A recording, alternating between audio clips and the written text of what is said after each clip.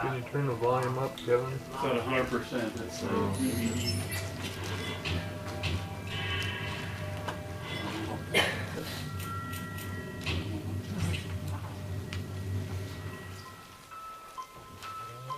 This is Waltham Forest, England.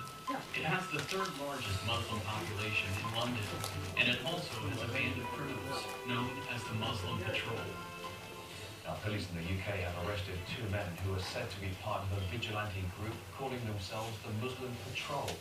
Clips posted on YouTube show that the youths walking around East London confronting people and telling them to obey Sharia law.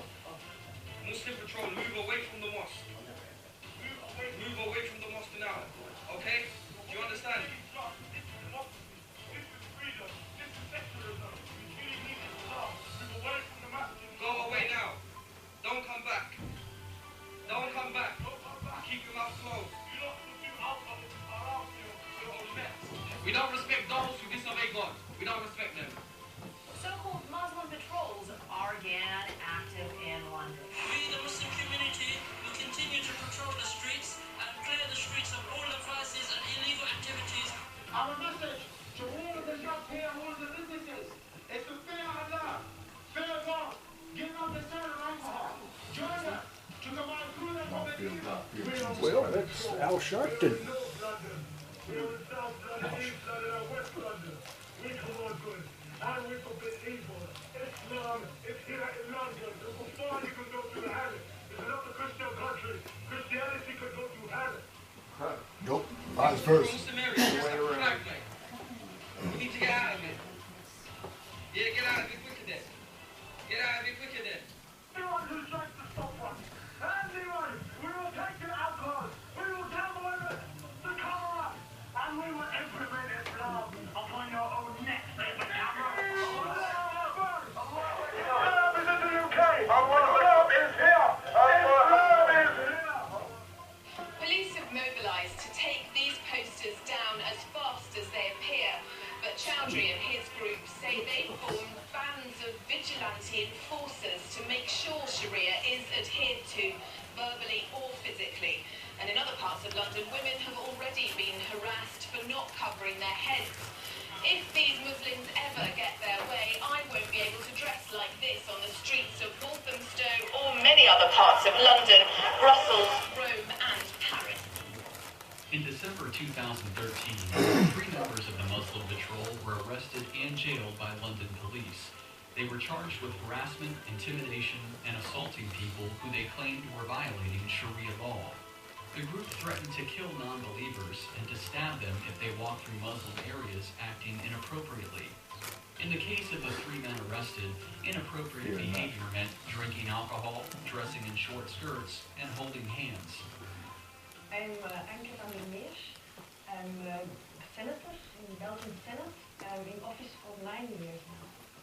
And I think that men already start to see here in Europe that there has to be a stop on the further Islamization because we are used to live as free people, and the freedom and the joy of life, and actually joy of summertime even begun. So that is what I explained. Very simple example about the short skirts, but it's an example that also men understand that Islamization is not only bad for women, very bad for women, but also bad for men. Forcing native Europeans to abide by Sharia law goes well beyond the ruthless and insulting attacks upon pedestrians. The goal of radical Islam is to force all European citizens to comply with the dictates of Islamic law. Though every European country is facing overwhelming demands for Islamization, no country has made more concessions to Islamic extortion than the Commonwealth of Nations, England. In Rotterdam, the Brinsworth Manor infant and junior schools have banned serving any pork products to its students to avoid offending Muslims. Any meat that is served must also comply with Islamic rituals regarding the slaughter of such animals. This means the meat must be deemed halal. That is, animals must be killed by a Muslim butcher who also consecrates the meat to Allah. The Brinsworth school system is not alone in enforcing Islamic rituals on non-Muslim students. 3/4 of schools under the Waltham Forest Council serve only halal meat. Even these concessions do not go far enough for the Muslim Council of Britain, the most powerful Islamic organization in England. The Muslim Council also wants Muslim students to have prayer rooms, individual changing cubicles, and they want schools to ban exams during Ramadan, a Muslim holiday which lasts for an entire month. Forcing non-Muslim students to eat halal food in the public schools is considered outrageous by many parents. But even greater outrage was expressed when it was learned that the Parkview Academy in Birmingham spent £70,000 to install playground loudspeakers to summon pupils to Islamic prayers.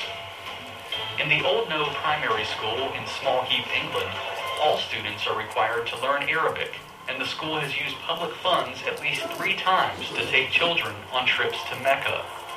It's not just schools suffering from Islamic demands for Sharia compliance. British banks have banned piggy banks since 2005 to keep from offending Muslims. A cab driver in Newton Abbot, England had her license suspended for displaying the St. George's Cross on her cab because it offended Muslim foreigners. Clive Hunt, a 58-year-old IT consultant in Manchester, England, was fired simply for offering to pick up bacon sandwiches during a meeting with a client. A Muslim coworker found the offer offensive, and Hunt's manager told him he was fired because of his racist remark. Muslims have warned restaurants in the Brick Lane area of London against selling alcohol. Leading the protest was Imam Adrian Chowdhury, who was joined by a group of 60 Islamic protesters. Shop owners were warned that if they refused to stop selling alcohol, they would receive 40 lashes from a whip. In South Yorkshire, England, policewomen were asked to wear burqas to help police interact better with the Islamic community. 2 of the officers decided to wear hijab headscarves and niqab veils, leaving only narrow slits to see through. Police in England abide by religious accommodation standards set forth by the National Policing Improvement Agency. The NPIA has numerous guidelines for police when confronting Muslims. Some of these guidelines include: do not take dogs into mosques or the homes of Muslims. Do not wear shoes into the prayer halls. And should there be a need to arrest someone, the person should be permitted to complete their prayers first. There's no suggestion, however, that Christians should be allowed to complete their prayers before being arrested. Making it difficult to oppose Islamization in Europe are the constant assaults on the free speech rights of its citizens, which vary greatly from that of the United States. In the United States, free speech rights is enshrined in the First Amendment of the U.S. Constitution. There are no such inalienable free speech rights in Europe. In Liverpool, England, a Christian couple was arrested after allegedly making insulting remarks against Islam and the Prophet Muhammad. Ben and Sharon Vogelenzang faced an $8,000 fine and a criminal record after a Muslim woman complained to police that the couple made disparaging anti-Muslim statements in the breakfast area of their Bounty House hotel. The couple, who are members of the Boodle Christian Fellowship, reportedly said that Muhammad was a warlord and that traditional Muslim dress for women was a form of bondage. The Vogelenzangs were arrested for violating a public law that makes it a crime to use threatening, abusive, or insulting words that are religiously aggravated. Immediately after their arrest, the reputation of their hotel had been damaged. Guest registration fell off considerably. The Vogelenzangs had to lay off staff. After a 2-day trial, the Christian couple was acquitted, but it was too late to save the hotel. The damage had been done. The Vogelenzangs told their story for the world to hear. Hello, we're Sharon and Len Vogelenzang. We owned a hotel in Liverpool. This time last year, we were facing a criminal trial because a Muslim lady staying in our hotel felt offended by our comments on her beliefs. We had debated religion with her, and she felt insulted because, as Christians, we didn't agree with her beliefs. She went to the police, and we were shocked to be arrested, charged, and prosecuted under Section 5 of the Public Order Act. We later stood trial, accused of a crime. After a 2-day hearing, the judge threw out the case against us. We were delighted to be found innocent, but our hotel business was damaged beyond repair, and we had to stop trading at the end of September. As Christians, we should help each other. We want to help people by making sure that this can't happen again to anyone else. In the end, with her hotel business destroyed, the arrest cost the Vogelenzangs more than the $8,000 ever could have. It cost them their livelihood. Britain's most prominent pro-family attorney, Paul Diamond, spoke about the impact the Vogelenzangs case has had in England. And of course this case destroyed those people's livelihoods, and so the effect has been devastating on them as individuals, bed and breakfast owners. But what they're doing is creating a chilling effect. You're arrested, you're humiliated, you're under pressure for a year, you've got attorney fees crushing you down, you lose your livelihood. So you're going to speak out against Islam? You're going to speak out against perhaps homosexuality or something? Of course you're not. The Vogelenzangs are not alone in Europeans who have faced prosecution for criticizing Islam. In Wales, 5 men were arrested after a Facebook site was set up declaring all Muslims should be thrown out of Wales. In Denmark, Lars Hedegaard, the president of the Danish Free Press Society, was arrested on charges of hate speech when he said that there was a high incidence of child rape and domestic violence in areas dominated by Muslim culture. In the Netherlands, the Dutch politician Geert Wilders was charged with inciting hatred and discrimination when he produced a documentary about Islam called Fitna. Even legendary film actress Brigitte Bardot was hauled into court and convicted for inciting racial hatred against Muslims. The conviction stemmed from a letter she wrote to French President Nicolas Sarkozy, complaining about a Muslim feast in which sheep and goats are slaughtered by having their throats slit. The former film star was ordered to pay a $25,000 fine. The conviction made it the 5th time the French actress was found guilty of offending Muslims. Even telling the truth about Islam can be a criminal offense in Europe, as Elizabeth Savage-Wolff learned after she was convicted of committing hate speech for saying Muhammad had a thing for little girls. Her remarks referred to Prophet Muhammad's marriage to a 6-year-old named Aisha. After the marriage, Aisha stayed with her parents until she was 9, when Muhammad, at 53 years of age, consummated the relationship, forever branding him as a child molester. This happened in October and November of 2009, when I gave a seminar for an Austrian political party, the Freedom Party, and there was a journalist who infiltrated and who didn't tell me that she was recording my seminar.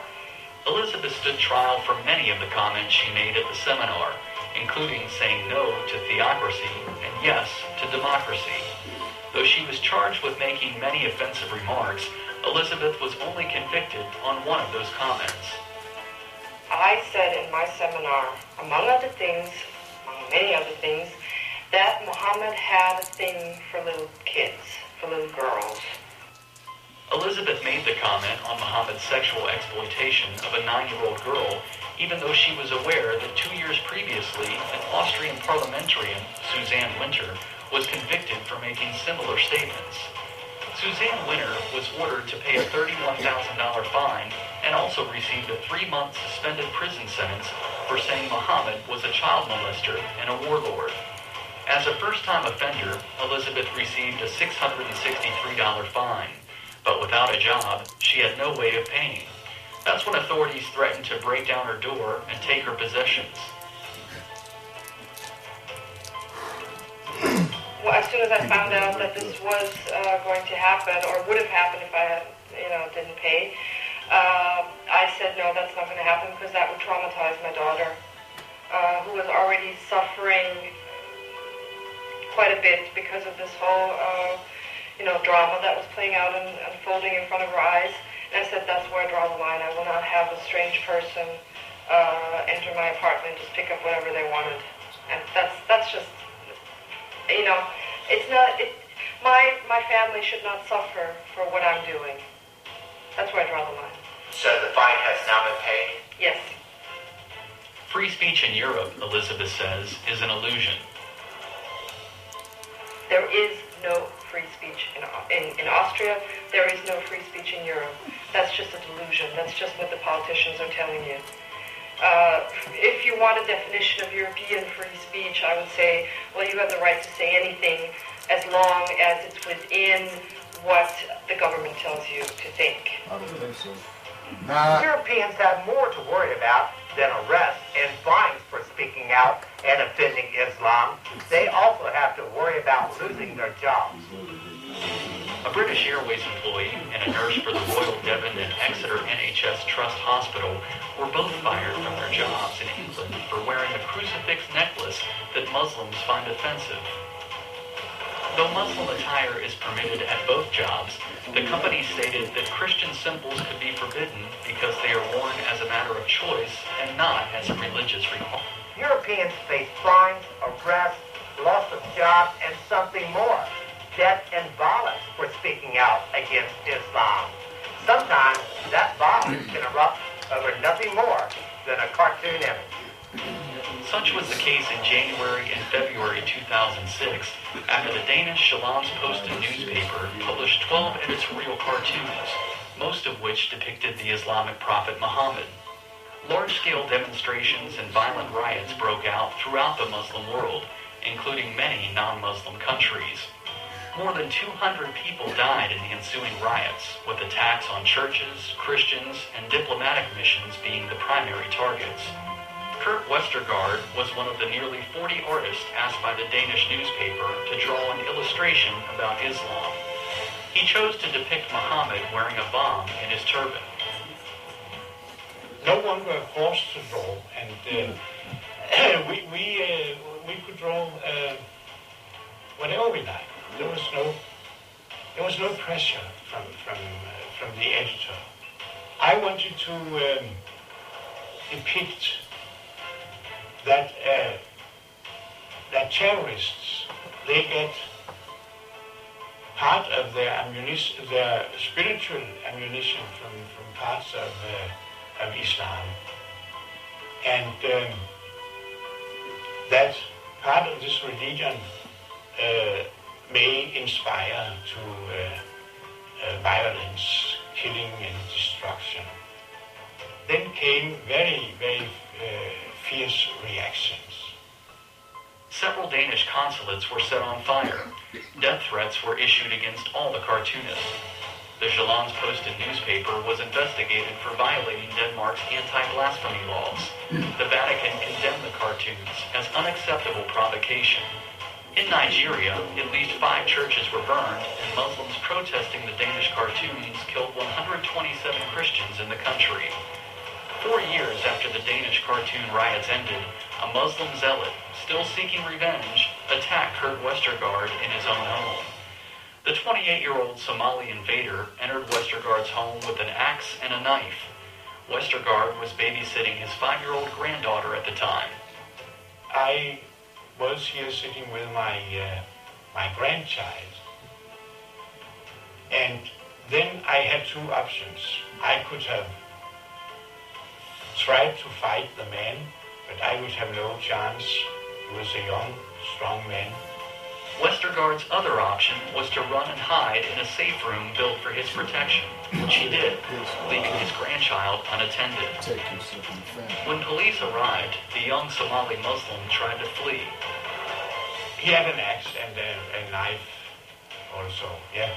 And then when he fled, he tried to kill one of the police officers with the axe. He was throwing the axe after him, and it passed very close to his head, and then the police officer took his gun and shot the man in the head. So everything was over, and in a way there was a happy ending. After years of living under 24-hour police protection for his Muhammad drawing, Kurt Westergaard says he has no regrets. Islam, he says, has no place in Europe. Perhaps we should say there are people which we cannot please. They don't want our values. Lars Vilks was another artist who inflamed the Muslim world when he depicted Muhammad as a dog. In 2007, Vilks was invited to participate in an art exhibit on the theme The Dog in Art that was to be held in a small Swedish town near Warrning. The venue eventually rejected Vilks' editorial cartoon over security reasons. It was eventually published in the daily newspaper in Arriva, Sweden. Vilks had no idea that his pen and ink drawing of Muhammad as a dog would soon target him throughout the Muslim world for assassination. A Muslim group in Iraq put a $100,000 bounty on the head of Vilks, stating, "We announce a reward of $100,000 to anyone who kills this infidel criminal. This reward will be raised to $150,000 if he is slaughtered like a lamb." I have done several drawings of the Prophet before this one, and I exhibit them in Norway in a rather big exhibition. But I mean, there was no response to that. Even before Vilks' depiction of Muhammad as a dog, he was no stranger to insulting religion through his artwork. When I exhibited in Norway, I also made Christ as a pedophile. And when this controversy started, then people asked me, ironically, could you draw a Jew pig? And I also made a Jew pig. And there was one Muslim who said that this is very bad of you to do this drawing. Just imagine if you made Christ as an elephant. And I also made a Christ as an elephant drawing. But drawing Christ as a pedophile and an elephant never drew the type of outrage he would receive from Muslims for drawing Muhammad as a dog. Vilks immediately became the target of threatening emails and phone calls. Yeah, they were telling me that they were going to kill me, and more specifically, I'm going to cut my throat. And there was one very aggressive woman, and she said she had her brothers in Al-Qaeda who would help her with matters. Vilks has been the target of such international plots to kill him, even from the United States. Colleen LaRose, also known as Jihad Jane, is an American citizen who was arrested, convicted, and sentenced to 10 years in prison for conspiring with two co-conspirators in Ireland in a plot to murder Vilks. Closer to his home, Vilks was attacked at Uppsala University near Stockholm while making a speech on the process of art.